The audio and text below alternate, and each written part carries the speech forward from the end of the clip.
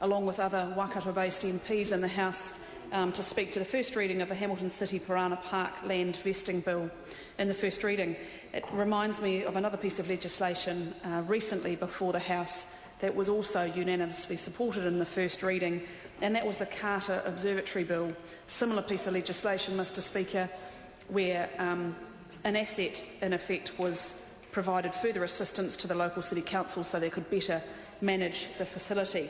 So I do want to first of all just acknowledge the local member, the national member, the very hard-working national member for Hamilton East, David Bennett, for bringing this bill before us in the House today.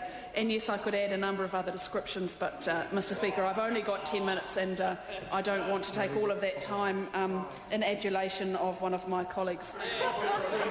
So, Mr Speaker, I do want...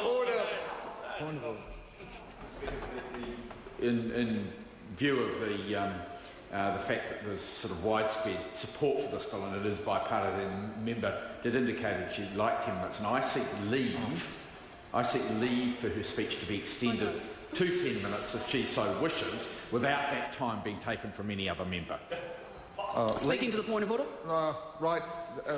Mr Speaker, obviously... Actually, leave is not a point of order upon which there is additional contributions. I'll put the leave.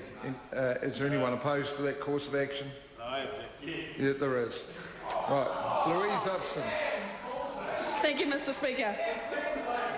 So I do just want to say that obviously this is the piece of legislation that enables the local council to better manage one of their facilities.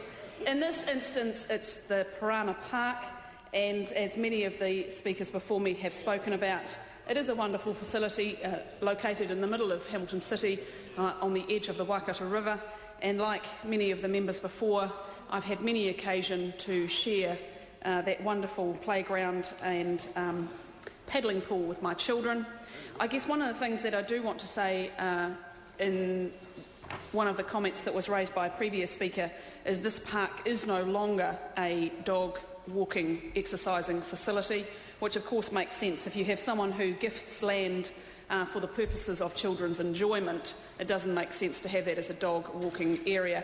So that no longer occurs because of work that the City Council are doing. So, Mr Speaker, it is really important that we enable councils to better do their job on behalf of their constituents. In this case, it's enabling the council to better manage this particular park and allow it to vest the park and the City Council as a recreation reserve. And, Mr Speaker, I hope for many years and for many generations of both Hamilton children and across the Waikato that they get to enjoy this park. Thank you, Mr Speaker. Carol